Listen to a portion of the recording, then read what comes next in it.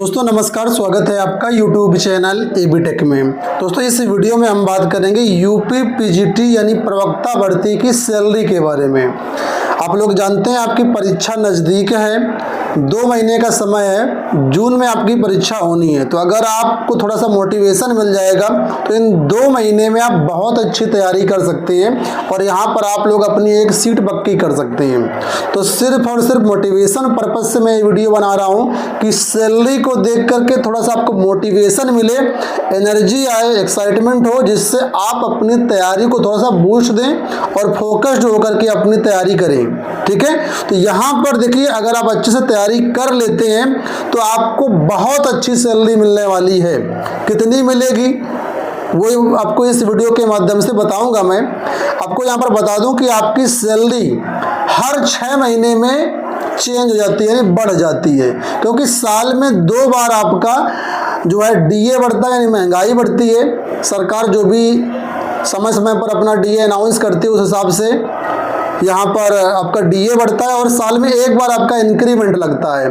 तो हर 6 महीने में आपकी सैलरी यहाँ पर बढ़ रही है। ठीक है, तो स्टार्टिंग सैलरी बहुत अच्छी है और इसके बाद जितनी सर्विस होती जाएगी उतना सैलरी यहाँ पर आपकी बढ़ती जाएगी।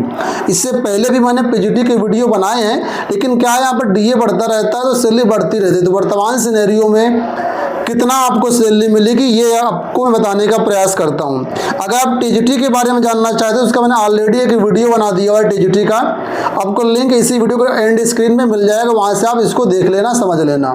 ठीक है, तो फिलहाल यहाँ पर आप देख लो कितना यहाँ पर आपकी सैलरी बनेगी। तो देखिए यहाँ पर सबसे पहले जो आपका ग्रेड पे होता है पीजीटी की भर्ती में वो होता है 4600 रुपये, 4800 रुपये। ग्रेड पे कितना होता है? 4800। ग्रेड 4800 का मिलेगा। बेसिक पे कितना मिलेगा? तो बेसिक पे यहाँ पर स्टार्टिंग बेसिक पे होता है 47,600 रुपये।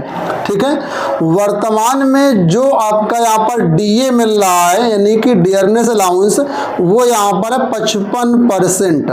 ये 55% 1 जनवरी 2025 से लागू हो गया है, लेकिन अभी तक किसी को मिला नहीं है। अप्रैल के वेतन से मिलेगा। तो जब आपकी ज्वाइनिंग होगी तो यहाँ पर आपका 55% डीए मिलेगा या उससे ज़्यादा भी हो सकता है, डिपेंड करेगा कि आपकी ज्वाइनिंग कब होती है।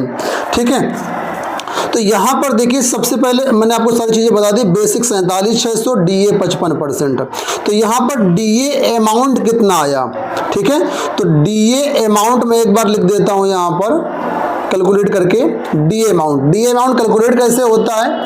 ये आपका बेसिक पे जो है 47,600 का, उसका 55% कैलकुलेट किया जाएगा।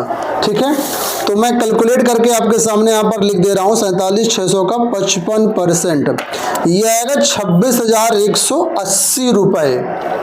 26,180 रुपये, ये आपका क्या आ गया? ये आपका आ गया डीए अमाउंट। तो अब अगर हम बेसिक प्लस डीए को ऐड करते हैं तो कितना हो जाएगा? बेसिक हमारा यहाँ पर है 47,600। ठीक है, और इसमें हमने ऐड करना है 26,120 जो कि हमारा है डीए। दोनों को अगर मिला दोगे 47,600 और प्लस का 26,180, तो ये बन जाएगा 73,780 रुपये। 73,780 ये आपका बन गया बेसिक प्लस डीए। ध्यान रखना, इसका अभी आगे काम आएगा एनपीएस निकालने में। मैं अभी आपको टोटल सैलरी बता दे रहा हूँ, एनपीएस कैसे कैलकुलेट होता है वो बताऊंगा बाद में। ठीक है, इतना समझ में गए आप? अब यहाँ पर हमको क्या है, एचआरए भी मिलता है। तो एचआरए यानी हाउस रेंट अलाउंस। तो हाउस रेंट अलाउंस ये डिपेंड करता है कि आपकी जो ज्वाइनिंग है टीयर 1 में है या टीयर 2 में है या टीयर 3 में है। ठीक है, टीयर 1 में कौन कौन से शहर आते हैं तो बता दूं, आपका इलाहाबाद, कानपुर, लखनऊ, गाजियाबाद, आगरा, मथुरा, जो भी बड़े बड़े शहर हैं, ज़िले हैं, यहाँ पर अगर आपकी नियुक्ति होती है शहरी क्षेत्र में तो आप टीयर 1 में आएंगे। ठीक है, टीयर 1 में जो आपका यहाँ पर अमाउंट मिलता है एचआरए के रूप में, वो मिलता है प्रवक्ता में मिलता है 5620, यानी कि 5620 रुपये, और टीजीटी में थोड़ा कम मिलता है 5520 वहाँ पर मिलता है। ठीक है, अगर आपकी ज्वाइनिंग टीयर 2 सिटी में होती है, टीयर 2 का मतलब हो गया जैसे कौशाम्बी हो गया, फतेहपुर हो गया, उन्नाव हो गया, कन्नौज हो गया, इस तरह जो छोटे ज़िले हैं, यहाँ पर जब आप जिला मुख्यालय के अंदर ज्वाइन करते हैं, जिला मुख्यालय में कोई आपका विद्यालय है, तो ये टीयर बी में आता है, और यहाँ पर आपका एचआरए वर्तमान में 2810 यानी 2810 रुपये।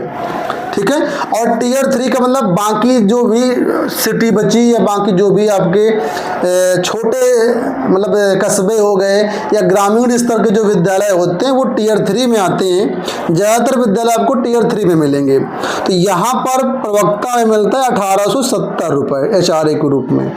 ठीक है, तो इस तरीके से यहाँ पर हमारा ये एचआरए काम करता है।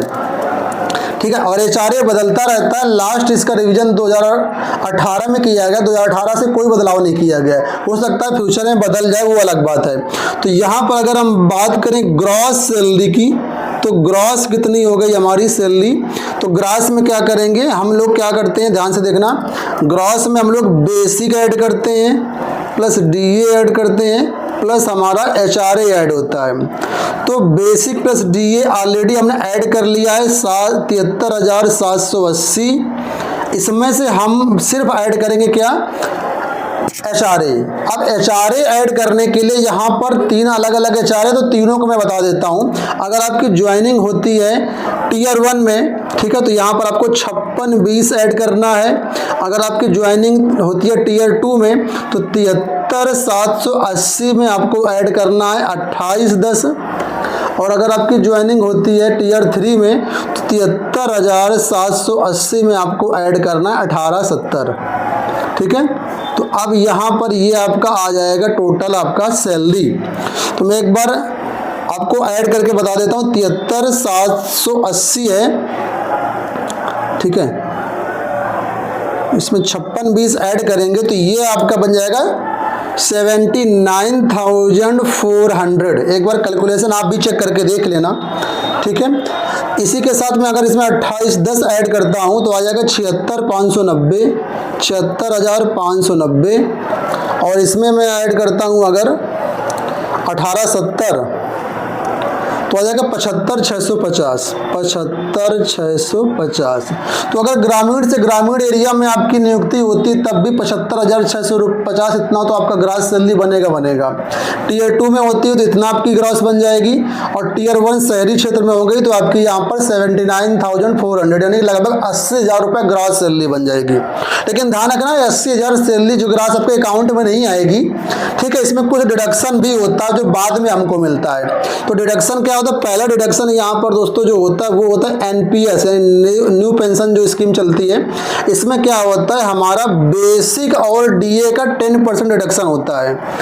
बेसिक प्लस डीए का जो भी होगा उसका 10% हमारा डिडक्शन होता है। ठीक है, तो बेसिक हमारा कितना बना था 73,780, तो इसका अगर हम 10% निकालेंगे तो ये आएगा 7,378 रुपये।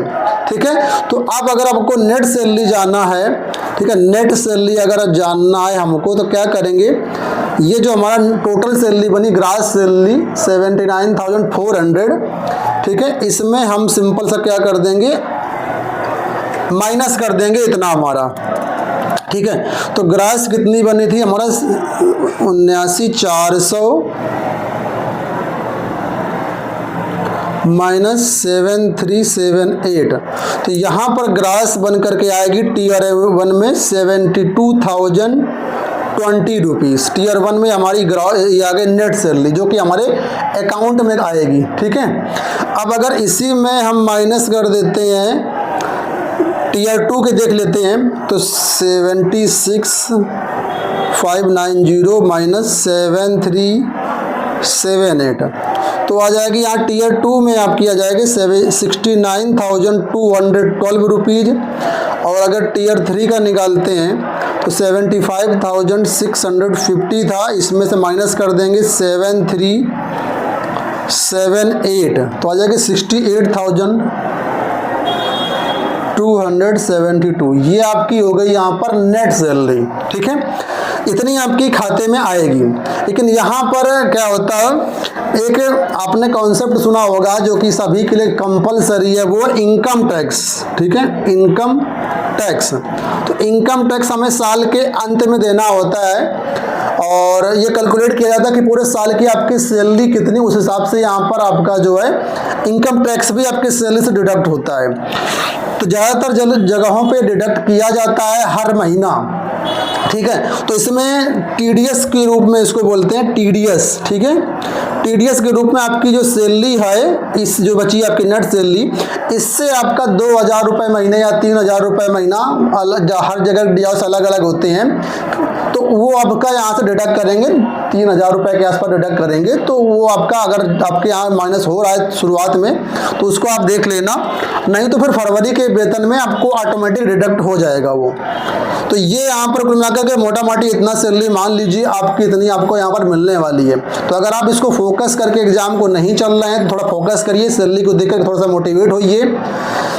अगर आप 2 महीने अच्छी तैयारी कर लेंगे तो 2 महीने बाद आपको 80,000 रुपये, जो कि यहाँ पर आप लोग देख सकते हो 80,000 रुपये हर मंथ मिलने वाले हैं। तो 80,000 कम नहीं होते दोस्तों, बहुत होता है। ठीक है, और सैलरी आगे धीरे धीरे बढ़ती जाएगी। और अभी तो 8वां वेतन आयोग लागू होना है। 8वां वेतन आयोग लागू होने के बाद बहुत अच्छी सैलरी हो जाएगी। और 8वां वेतन आयोग हमारा ये 1 जनवरी 2026 से लागू होगा। तो ज़्यादा समय नहीं बचा हुआ, जब तक ज्वाइनिंग होगी तो थोड़ी देर बाद, कुछ दिन मतलब कुछ महीने बाद आपका यहाँ पर 8वां वेतन आयोग भी लागू हो जाएगा। ठीक है, तो मुझे लगता है कि वीडियो आपको पसंद आया होगा। अगर आपने हमारा अभी तक टेलीग्राम चैनल ज्वाइन नहीं किया हुआ तो एबीटेक 123 हमारा जो है ये यूजर नेम है, इसको आप सर्च करके ज्वाइन कर सकते हैं। लिंक वीडियो का डिस्क्रिप्शन बॉक्स में दिया गया है। चैनल को सब्सक्राइब नहीं किया, चैनल को सब्सक्राइब कर लीजिए। उम्मीद करूँगा वीडियो पसंद आया होगा। इस वीडियो में इतना ही, धन्यवाद।